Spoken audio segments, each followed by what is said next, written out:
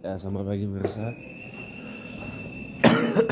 Ya, hari ini Senin 8 April 2025.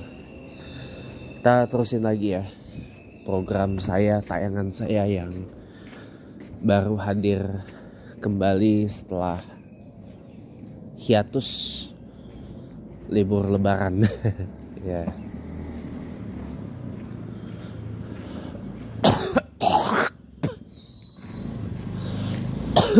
Saya awali dulu part kedua ini dengan menjawab ya.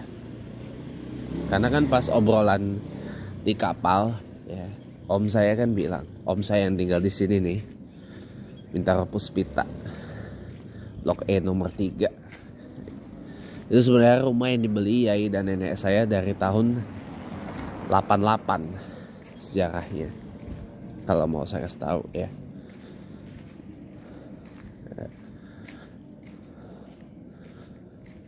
Om saya udah pensiun, tadinya di BSI, Bank Syariah Indonesia. Sekarang jadi coach tenis, pelatih tenis.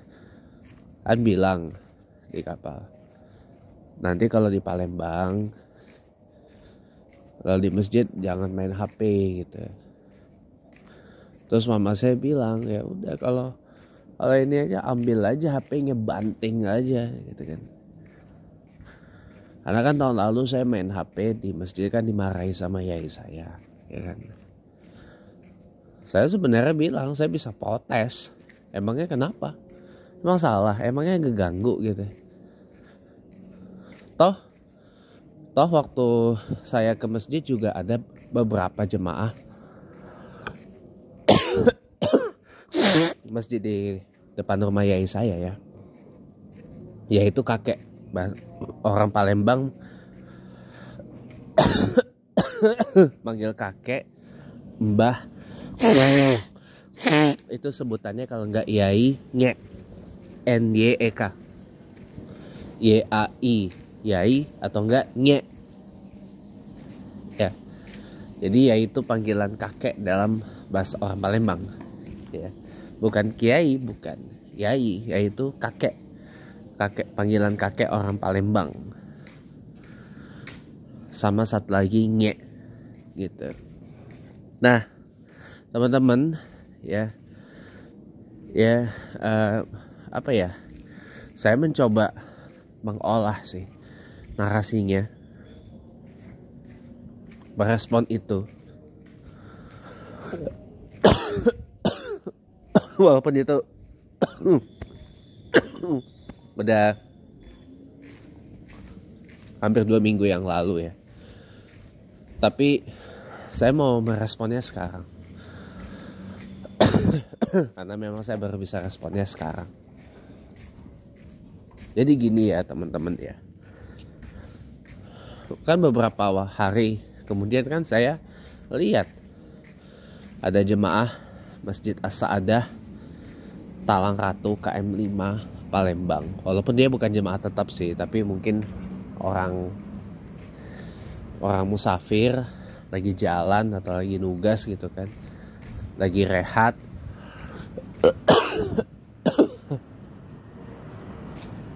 lagi istirahat.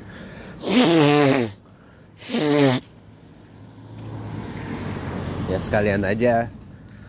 sekalian nunggu zuhur kan, gitu kata orang. Tapi main HP tuh, setel video keras-keras lagi, nggak pakai headset. Nggak dimarahin sama yai saya.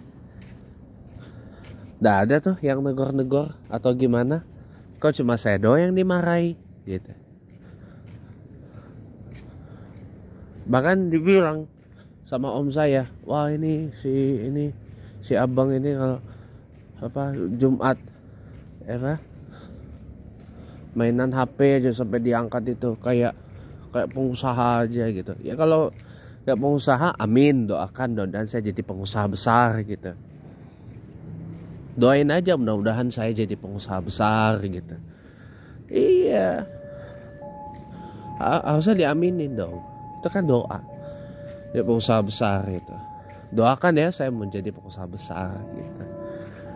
Terus saya anggap doa Ya Allah, mudah-mudahan doa dari orang tua saya, doa keluarga saya jadi pengusaha besar, jadi kenyataan gitu ya, amin gitu.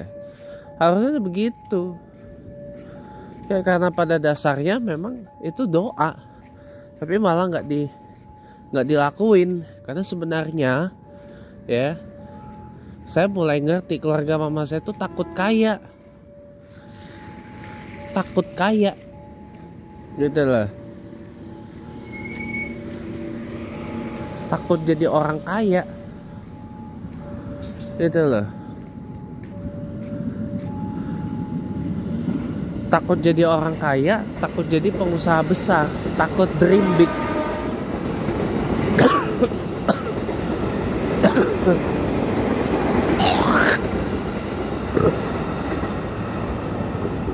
Takut dream big ya, takut bermimpi besar, takut kaya raya.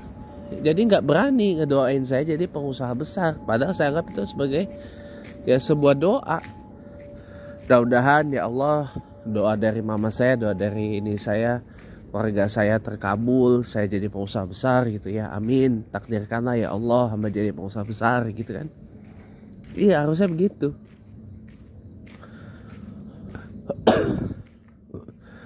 Pesan saya itu satu sebenarnya, jangan takut kaya ya.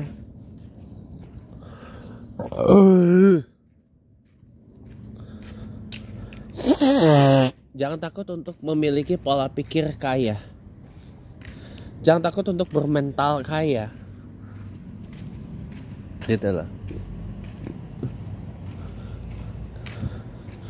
Kalau mentalnya masih mental miskin, takut kaya, ya selamanya kan begitu terus. Kalau kita nggak berani kaya, kita mindsetnya mindset kaya, mentalnya mental kaya, insya Allah akan kaya loh. Akan mudah terbuka lebar bagi kita untuk jadi orang kaya, yakin deh gitu loh ya. Harusnya itu begitu lah. Sementara yang lain-lainnya aja kelihatannya nggak masalah saya main HP di masjid kayak gitu. Kok cuma om saya, mama saya, yai saya yang mempersoalkan gitu loh. Setelah saya renung-renung ya kan, saya coba cari tahu apa penyebabnya. Penyebabnya adalah karena nggak biasa. Karena nggak biasa ngelihat orang main HP, apalagi kan daerah Talang Ratu KM5 itu kan adalah daerah kampung.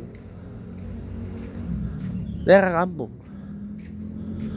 bukan daerah yang boleh dibilang elit lah di Palembang. Itu daerah kampung, daerah lintas sebenarnya, jalan lintas. Jalan lintas yang masuknya daerah kampung. KM5 Palembang itu.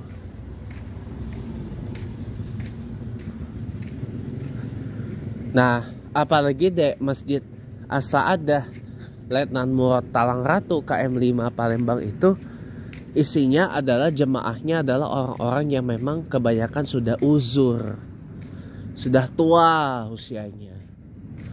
Orang udah tua, udah uzur, udah sepuh kan, manalah ngerti yang namanya HP, yang namanya AI, yang namanya tablet PC, yang namanya search engine browser, yang namanya search engine kayak Google, Bing dan seterusnya.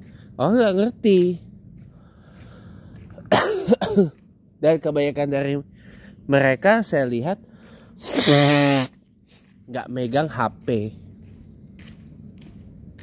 nggak megang smartphone. Kalaupun ada yang megang smartphone itu pun dikit.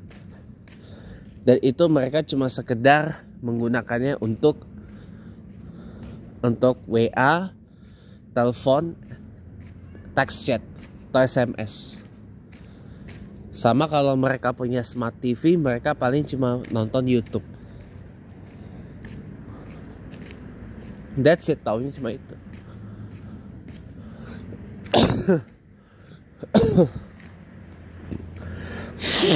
Dan itu pun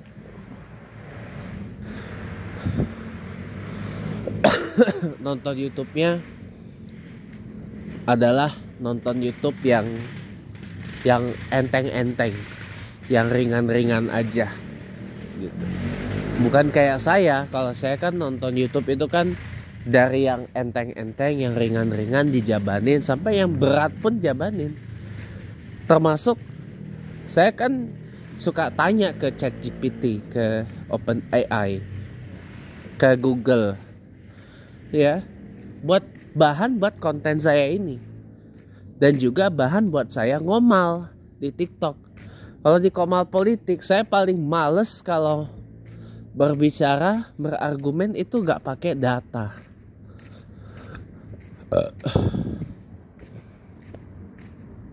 Saya paling males, ya, kalau cuma sekedar berasumsi, cuma sekedar berretorika liar gitu kan, susah. Saya nggak mau kalau yang seperti itu. Itu namanya apa? Itu namanya dongeng. Kalau nggak dongeng apa? Debat kusir. Seperti yang terjadi di komal-komal TikTok ketika antara Islam dan Kristen ini konon katanya berdiskusi, tapi ujungnya apa? Saling hujat, saling nista, saling hina, debat kusir, gak udah. Kenapa? Karena tidak berdata, hanya modal doktrin, hanya modal asumsi. Susah jadinya. Karena mohon maaf, kita akui juga, sebagian besar dari kita orang Indonesia itu tidak terbiasa dengan dunia yang ilmiah. Ya, tidak terbiasa dengan ilmu pengetahuan. Karena buat mereka nggak penting, buat kita nggak penting ilmu pengetahuan itu. Yang paling penting apa? Yang paling penting adalah bisa nyari duit, bisa nyari uang buat makan, buat bertahan hidup. That is why kenapa ada kisah, ada kejadian pamannya teman saya ngabdi sebagai guru di satu daerah pesisir lah di Jawa, gak jauh dari Jakarta. Ya, gak bisa disebutkan di mana daerahnya. Ya. Nah, dia ini kan profesional. Dia ngasih nilai anak itu, nilainya jelek. Karena memang ada banyak salah di jawabannya. Nah, si anak protes. Si anak ini protes ke pamannya teman saya yang ngabdi guru ini. Kok kenapa saya dapat nilai jelek? Kan saya diajari orang tua saya, kamu harus dapat nilai 100 biar pintar, biar pandai, biar bisa kerja dan seterusnya. Nggak berapa lama setelah kejadian itu datanglah orang sekampung. Bukan orang tuanya doang, orang sekampung datang. Sampai ketua RT, ketua RW-nya datang, bahkan kadesnya datang. Kepala desanya datang. Coba lu bayangin deh, kalau udah dia datangin community leaders kayak gitu, wah, sampai mohon maaf nih, bawa parang coy, bawa sajam. Lo bayangin aja coba.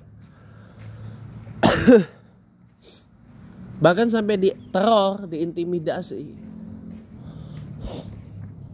Kamu tuh tamu, kamu tuh pendatang di sini. You jangan macam-macam sama kita di sini.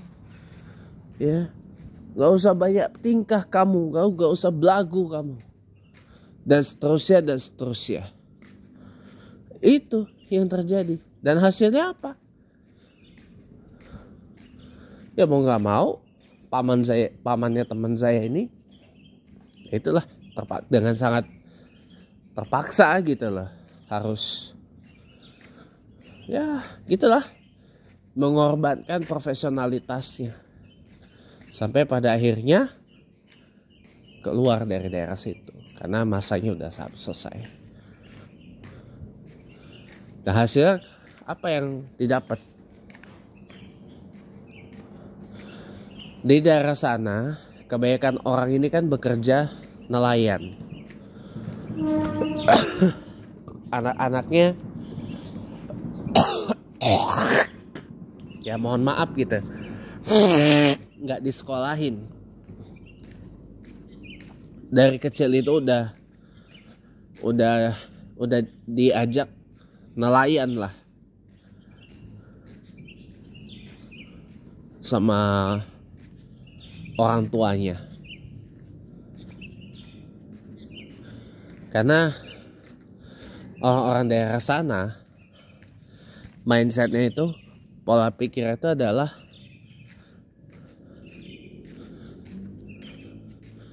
sekolah mah kagak penting, yang penting bisa nyari duit gitu. Sekolah mah kagak penting, yang penting bisa nyari duit. Nah itu kan sedih saya mendengar cerita kayak gitu. Itu terjadi loh. Kita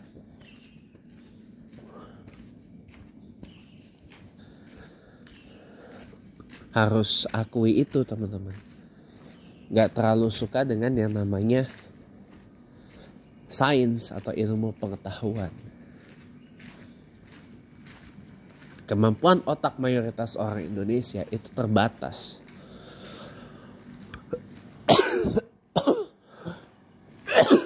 Dalam memahami dan mengerti hal-hal yang sifatnya mendatangkan ilmu pengetahuan. Makanya jadi sukanya kalau pembahasan itu adalah pembahasan yang sifatnya pembahasan yang enteng-enteng, yang ringan-ringan, bukan yang berat gitu. Di satu sisi merasa nggak terlalu penting juga, di satu sisi juga ya memang untuk apa, emang perlu gitu. Ini yang menyedihkan. Nah, itu kesimpulannya. Karena nggak biasa ngelihat tipikal orang kayak saya nih main HP. Tapi kan saya main HP-nya kan juga bukan nonton video, enggak. Cuma buka Google, browsing, lihat berita misalkan, atau lihat gambar yang diperlukan, atau tanya ke ChatGPT kalau misalkan ada percakapan yang belum selesai tentang apa gitu. Terus saya selesaiin. Bukannya gimana-gimana, bukannya sesuatu yang sampai dalam tahap mengganggu lah gitu. Tapi kok dipersoalkan. Ini kan buat saya tuh satu janggal, yang kedua lucu, yang ketiga heran. Gitu. Ya orang main HP di masjid memangnya kenapa gitu loh. Selama bukan dalam waktu sholat, ketika sholat ya satu. Yang kedua ketika khotib sedang menyampaikan khutbah Jumatnya di mimbar, atau khotib sedang menyampaikan khutbah Id di mimbar, ya kenapa enggak? Yang penting kan tidak sampai mengganggu. Kata kuncinya itu tidak sampai mengganggu. Kalau karena nggak terbiasa, itu menurut saya tuh silly banget. Terlalu receh buat saya itu. Yang ditegurkan ke saya itu. Makanya kenapa saya tolak teguran itu. Terima kasih telah menonton. Dan sampai jumpa lagi di lain kesempatan.